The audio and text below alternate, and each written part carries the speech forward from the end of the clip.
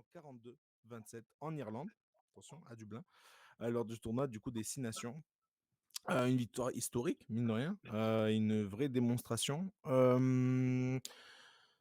Et Ouais. voilà, comment dire, c'est la stratégie qui a porté ses fruits. Une équipe irlandaise, du coup, éprouvée un peu physiquement. Rapidement, bah, je vais commencer par toi, David. Tiens. Ouais. Les Bleus ont affiché évidemment leur supériorité dans ce match. Ils ont exploité aussi les faiblesses de l'Irlande. Bah, ils ont fait un match parfait sur le plan de la discipline défensive et sur le plan de l'efficacité offensive. Donc quand tu cumules les deux et que tu as le talent de l'équipe de France, bah, ça fait ce genre de match que j'ai pas vu venir en personnage. Je pensais pas qu'ils arriveraient à se hisser à un niveau si proche de la perfection justement dans la gestion du match. On peut toujours faire mieux dans le talent pur et dans la beauté des essais et compagnie, mais par contre dans la gestion du match, c'était vraiment parfait. Et vraiment, ça fait plaisir d'avoir une équipe de France aussi solide mentalement, techniquement, disciplinairement, stratégiquement, sur tous ces aspects-là du jeu qui font un match de rugby, qui font une victoire dans un grand match de rugby. Moi, j'avais pas vu venir ni la victoire et encore moins le carton. Donc vraiment, je suis super content de ce résultat. Très bien. On va y revenir juste après sur les controverses qu'il y a eu aux côtés de l'arbitrage, les quelques blessures côté français, notamment Antoine Dupont. Donc, on va pas parler de ça tout de suite, de ces controverses. Mais par contre, mine de rien, ils ont perdu du coup leur meilleur joueur, les Français, à la 29e minute. Et en plus, il y a eu une entame de seconde période prometteuse des Irlandais. Et non, la France n'a pas cédé, loin de là. Nico, j'ai envie d'avoir ton Ouais, ressenti. déjà, il faut vraiment souligner, je n'ai pas le souvenir d'avoir vu une équipe de France aussi impériale sans Antoine Dupont. Je pense que ça, il faut vraiment le souligner parce que c'est quand même le métronome de cette équipe, c'est le meilleur joueur du monde, unanimement reconnu comme étant le meilleur joueur du monde actuellement et depuis quelques années. Et moi, je voulais vraiment souligner la grosse performance de Maxime Lecu quand il est rentré parce que Lecu Ouais, a vraiment s'est le match mis de au samedi. niveau. Ouais. Imaginez quand même remplacer Dupont. Je me rappelle pendant la Coupe du Monde 2023, on avait ce débat en disant oui, on n'a pas pris Baptiste Serin, que là, on a Maxime Lucu, oui, mais c'est pas le même niveau que Dupont. Donc il doit remplacer Dupont. Et je trouve qu'il s'est mis au niveau, il s'est mis au diapason de ses coéquipiers. Et je trouve que dans l'organisation du jeu, il a été omniprésent. Il a fait un match très propre, vraiment très présent sur tous les ballons. Et je pense que vraiment, sa rentrée a été déterminante. Et je trouve aussi que bah, tous les joueurs ont été à la hauteur. Mhm. C'est-à-dire que tous les joueurs ont. Et moi, ce qui m'a impressionné, c'est surtout la puissance de nos avants dès le début du match. On savait que les Irlandais allaient mettre une grosse pression, une pression énorme avec leur public qui pousse, le public de l'Aviva Stadium. Et d'arriver à être à 0-0 après quasiment un quart d'heure de jeu, c'était quand même déjà une grosse performance d'effectuer. Et ensuite, comme l'a dit David, Je pense qu'on est bien. ce qui a été déterminant, c'est le fait de pouvoir marquer sur la moindre des opportunités qu'on aurait. Et souvent, dans un grand match comme ça, où on n'est pas forcément favori parce on n'est pas sur notre terrain, donc on est à l'extérieur avec une grosse pression contre nous, ben, on est arrivé comme ça à se sublimer à la fois à défendre très bien de façon ultra disciplinée, en évitant de faire des hors-jeux, par exemple. On a concédé très Ça, peu de ouais. pénalités. Et du Deux coup, ou on trois a réussi à applications. marquer à des moments stratégiques. Et Mhm. ça a fait Ouais. la différence. Ok. Très peu de déchets, tant en défense qu'en attaque. Très très peu de déchets. C'est vraiment le match presque parfait en termes de propreté. Et J'ai- moi, je voulais j'ai- ah, souligner, je pouvais juste souligner la stratégie du 7-1 de Fabien Galtier, on va sûrement en reparler, mais c'était à la fois osé, on l'a fait contre l'Italie, mais là, l'adversité, il faut le dire, était moins, sans vouloir manquer de respect aux Italiens, mais l'adversité était moindre par rapport à l'Irlande, évidemment. Et là, c'était vraiment un test grandeur nature. Donc, moi, ça m'a fait penser à ce qu'a fait l'Afrique du Sud contre nous en 2023, de mettre 7 avant et un 3 quarts sur le banc de touche. C'est une stratégie risquée parce que quand vous perdez un joueur à ce poste-là, vous n'avez qu'une seule solution. Et là, c'était Maxime Lucu. Et donc, à la fin, le fait d'avoir Lucu sur le terrain, donc on n'avait plus que des avants, la stratégie elle a été payante parce que ça a permis, en fait, on a mis nos avants très forts physiquement pour user cette équipe d'Irlande. Et ensuite, Ça. on a pu mettre des joueurs d'autres avants, mais avec un profil un petit peu différent pour justement focaliser l'attention des Irlandais et laisser les espaces aux ailiers notamment. Et comme on a eu 2 fois une supériorité numérique, parce qu'il y a eu 2 cartons jaunes irlandais, ça nous a beaucoup profité d'avoir effectivement ces 7 avants sur le terrain. Pendant ces 2 périodes de supériorité numérique, on les a broyés. Oui, non, c'est ça. Et du coup, on voyait les Irlandais quand même très fatigués à un moment donné, qui manquaient du jus.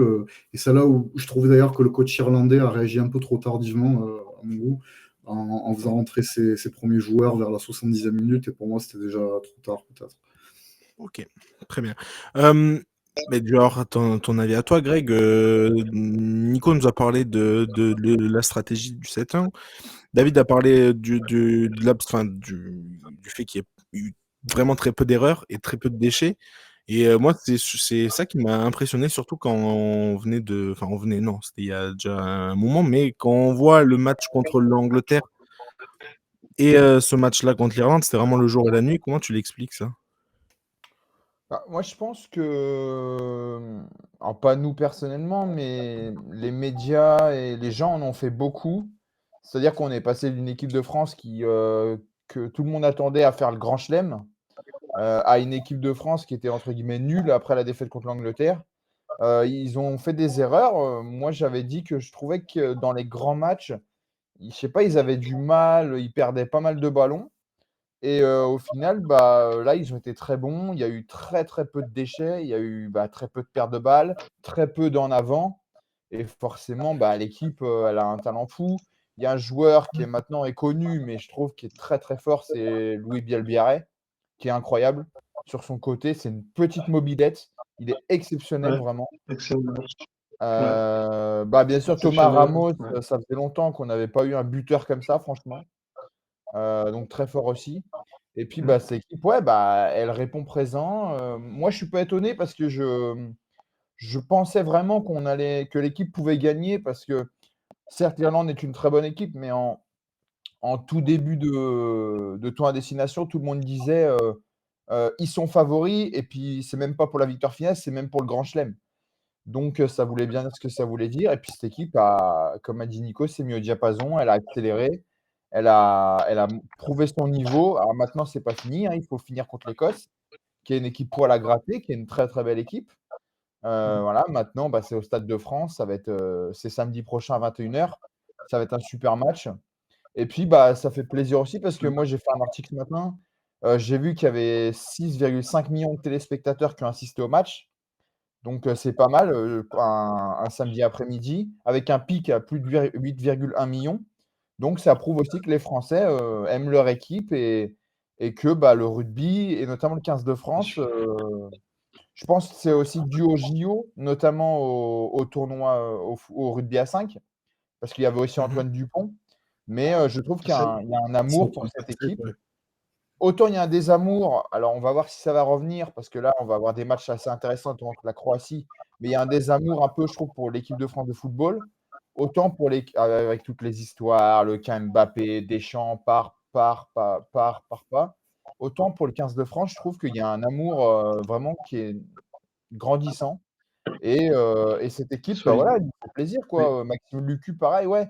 C'est le gars, il paye pas de mine comme ça, mais en tout cas, moi, j'ai toujours vu très bon en équipe de France, avec le 15 de France quand il a joué et là, ouais, il a Non, été puis là où je te exceptionnel. rejoins, là où- là où je te rejoins, Greg, c'est qu'après la Coupe du Monde, il y a eu beaucoup, beaucoup de critiques, alors qu'on avait, j'ai l'impression, oublié le bilan incroyable de Galtier jusque-là. Et là, Galtier, il démontre que il continue de gagner avec cette équipe. Il les emmène vraiment très, très, très haut à un niveau probablement historique dans son histoire. Enfin, un niveau historique dans son histoire. Si ça, c'est pas du pléonasme, je ne connais pas. C'est clair. Ouais, non, on avait parlé, nous, il y a quelques temps du bilan qu'il fallait mettre des trophées sur les victoires remportées. Bon, il y a quelques victoires. Il y a beaucoup de victoires. Et là, peut-être qu'il y a du coup ce fameux 6 nations, enfin, 6 nations qui pourrait arriver en cas de victoire contre. Une victoire par le jeu, quoi. Une victoire En qui est plus, pas, c'est pas du hold-up du tout, quoi. C'est ah oui, l'inverse du non, hold-up. C'est c'est clair. la victoire au mérite, à la qualité, à la discipline, et au talent. Donc oui, ça se jouera en Écosse, mais j'aurais une petite question à vous poser tout à l'heure par rapport à l'Écosse. Maintenant, bon, le match a été entaché quand même par des blessures significatives, notamment celle d'Antoine Dupont, qui a subi une rupture des ligaments croisés, qui, du coup, la saison Ouais, terminée, entre 6 à 9 le mois. croisé, On le connaît, les c'est 6 croisés. mois. Ouais. Le Euh, croisé, c'est 6 mois. mais du coup, suite à un déblayage impliquant le joueur irlandais Taj Byrne, j'espère pas mal le prononcer, mais voilà. Et en plus, il y a eu aussi Pierre-Louis Barassi, qui lui a été contraint de quitter le terrain, pardon, à cause d'une commotion et d'un choc avec Calvin Nash. Est-ce qu'il y a eu des erreurs d'arbitrage, David? Allez, je vais commencer par toi rapidement. Est-ce qu'il y a eu des erreurs d'arbitrage sur ce match? Il y a eu une ou deux erreurs d'arbitrage, mais c'est pas des scandales internationaux, quoi. C'est ouais, des petites situations discutables, mais même après visionnage de la VAR, c'était pas net. Donc, tu peux pas dire que c'était des erreurs d'arbitrage graves et flagrantes. C'est Mhm. des petites erreurs, oui. Des petites Ok. erreurs, mais Je pose cette question parce que forcément, bah voilà, le staff français a exprimé sa colère et c'était 3 joueurs irlandais auprès de la commission pardon, de discipline du tournoi à destination. Donc Bayern, comme je l'ai dit, Andrew Porter pour pareil l'action sur Dupont, c'était les deux, et Nash donc pour le contact avec Barassi. Après, même après cet examen, il n'y a pas eu de poursuite disciplinaire envers ces deux joueurs. Est-ce que tu trouves la décision logique, Nico? Qu'est-ce que tu aurais fait? Moi, je pense qu'il y avait au moins un carton jaune par rapport à la blessure de Dupont, parce qu'il fait une charge sur le joueur, et s'il n'y a pas de cette charge, il n'y a peut-être pas blessure. Donc là, il y a un problème à ce niveau-là, et qui est qu'après visionnage de la commission, qu'il n'y ait pas une révision de jugement, c'est ça qui me dérange un petit peu. Moi, sur le match, autant au début du match, je pensais que j'avais vraiment peur au niveau de l'arbitrage, parce que je voyais un arbitre qui était quand même avec des décisions favorables aux Irlandais sur quelques hors-jeux, on va dire, des sorties de balles un peu lentes des Français, et systématiquement, ils sifflaient en faveur des Irlandais, donc ça me dérangeait un peu. Mais quand j'ai vu ensuite qu'il y a eu, il a sorti quand même 2 Irlandais sur carton jaune, donc je trouve que l'arbitrage, on s'y est pas trop mal retrouvé. Par contre, ce que je déplore, c'est que par rapport à cette blessure de Dupont ces deux blessures en fait des joueurs du 15 de France, euh, on a toujours l'éternel débat du manque d'influence de nos instances vis-à-vis de l'International Board de rugby en fait. Et c'est une des raisons pour lesquelles on avait Abdelatif Benazi qui s'était présenté à la présidence de la fédération et qui malheureusement n'avait pas été élu. C'est justement parce que, et à la suite des problèmes d'arbitrage liés à la Coupe du Monde 2023 et notre défaite contre l'Afrique du Sud, avec les fameux épisodes de l'arbitre Ben O'Keefe, cette idée qu'on ne pèserait pas assez sur les instances internationales. C'est-à-dire, on sait très bien qu'en rugby, il y a beaucoup de lobbying qui est fait sous-jacent de la part des fédérations, notamment des équipes de l'hémisphère sud, de l'Afrique du Sud, d'Australie, de Nouvelle-Zélande, voire Argentine, et que nous, de notre côté, on a du mal à peser sur ces instances, justement pour peut-être influer certaines décisions en notre faveur. Et c'est là où, en fait, beaucoup de Fabien Galtier le premier, le management de l'équipe de France et les joueurs aussi, s'indignent, entre guillemets, ou en tout cas déplorent le fait qu'on manque on va dire, d'influer fortement sur ces décisions-là. Donc c'est pour ça qu'en fait, il y a beaucoup de Français aujourd'hui qui essaient on va dire, d'intégrer ces instances-là pour justement influer positivement.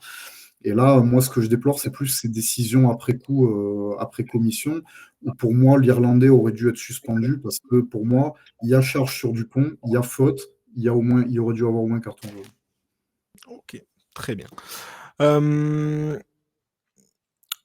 Il me restait une question, c'est par rapport du coup au prochain match, l'Écosse. Est-ce que ça doit être une formalité maintenant que tu as battu l'Irlande avec cette facilité entre guillemets, Greg? Ah bah non, surtout pas, surtout pas. Faut pas tomber dans le piège de l'Angleterre, où tout le monde disait ça va être facile, les Anglais sont moins bons, tout ça, sauf que les Anglais étaient quand même demi-finalistes de la dernière Coupe du Monde. Non, ça va pas être une formalité parce que c'est une belle équipe d'Écosse qui a une belle génération. Maintenant, logiquement, tu as ton public. tu as une équipe en forme, en confiance. Logiquement, l'Irlande est plus fort, entre guillemets, sur le papier que l'Écosse.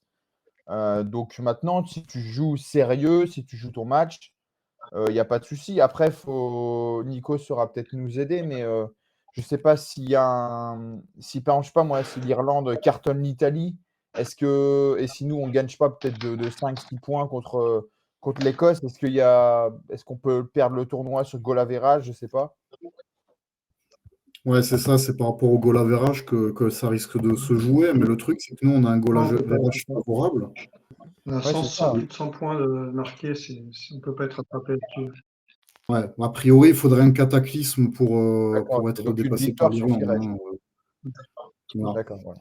Ok. Oui, une Après, victoire, ce qui serait par contre, il y a une possibilité, c'est que l'Angleterre gagne le tournoi, parce qu'il faut rappeler que l'Angleterre est passée devant l'Irlande au classement général. Ouais, Donc, mais après, il y a un goal c'est average. Ouais, mais ils n'ont pas pas mis beaucoup impossible de qu'on se points. retrouve avec l'Angleterre qui gagne le tournoi aussi. Ah Bon, oui, mais c'est oui, mais pas évident. en tout cas, si on gagne le tournoi, le match est bon, quoi. Ouais, c'est ça. Oui, c'est parce qu'en fait, on a notamment ce carton. En fait, ce sont les deux cartons contre le Pays de Galles et l'Italie qui nous ont Ah, permis bien de sûr, ouais. justement de Non, mais là, capitaliser. si on gagne, on a le tournoi, il n'y a pas de doute. On a 106 points marqués contre. On a 106 de différence de points contre 20 Angleterre et 13 Irlande. Donc, il Non, y a mais pas moi, je me vraiment de mettais doute. dans l'optique, Ouais, ok, ouais. là aussi, il faut gagner, parce que ce match contre l'Écosse, il faut le gagner. Mais dans Bah, bien sûr. l'optique, je ne veux pas être le chat noir et j'espère qu'on gagnera.